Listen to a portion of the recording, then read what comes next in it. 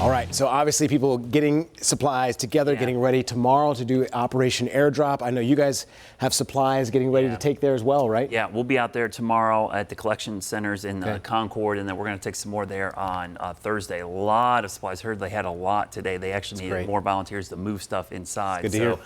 Yeah, a lot going on. We don't want the weather to be an issue, and honestly, the weather hasn't been extreme or even that severe. But the problem is, even low clouds, fog, and these passing showers could just slow things down. So no rain expected after tonight. Today was probably going to be the highest rain chance we're going to see for the next 7 days. Mild, the temperature is actually above average. It is a bit humid out there as well, but cooler air is on the horizon next week. We'll show you those leftover showers. Ran into a couple of those this evening as well. Those are pushing off to the south.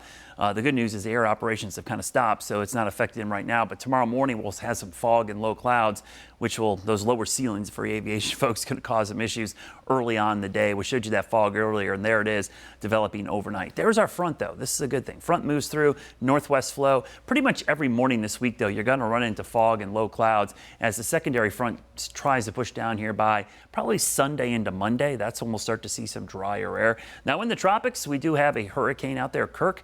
No threat to the United States, even though it's pretty powerful. It's going to recurve. Look at this recurvature. This is what you want to see. The next system down here looks like it's going to follow right on the heels of Kirk, so we're not really worried about that system. This is the one we're keeping a closer eye on because it's just closer to home, but it is not really in a big hurry to develop. There's a 40% chance in the southern Gulf in the next 7 days. Whatever develops down there, it's likely going to stay down there and head towards Florida. It's not heading towards the Carolinas. So again, I'll reiterate this every day until it changes.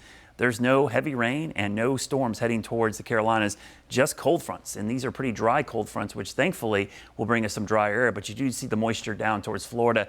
That's where we're likely going to see any heavy rain. And that shows up on our atmospheric moisture staying down in the Caribbean and down in the Gulf of Mexico. Front after front moves in here through the middle of next week. And the pattern really does keep everything down in this area. We'll have northwest flow, and that's what you want to see. That will steer all systems away. So heavy rain in the Gulf and maybe southern and central Florida possibly, but you go up here in the Carolinas, really kind of a dry period here with temperatures maybe only staying in the 70s and rain chances only about a quarter to maybe a half an inch over the next 7 days. So a really nice stretch of weather as we go into the weekend. So your rain chances after tonight, dry, dry, dry. Monday, maybe an isolated shower, but that's the next front, which dries us out even more. And you'll see that reflected in the dew points. Kind of muggy, and then it starts to cool off and dry out as we go into Monday, Tuesday with more comfortable dew points in the forecast. Tomorrow, though, still around 80. Temperatures not bad, but that's slightly above average under partly sunny skies. Your Guy Roofing 7-day forecast, you can see the dry stretch of weather until that front on Monday. But look at next week. We actually see more October-like weather.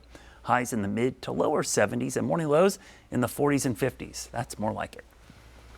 All right, thank you so much there, Brad. Once again, we want to remind you that you can help make a difference for those impacted by Helene. Tomorrow, WCNC Charlotte will be out at the Walmart on Thunder Road in Concord to help Operation Airdrop. Brad's going to be there. We'll be collecting essential supplies from 8 in the morning to 5 in the evening. Like I said, Brad will be with Larry Sprinkle. They'll both be out there to get your donations. Maybe pop a couple of jokes as well. We'll have full coverage throughout the day on that and other things also. Tonight,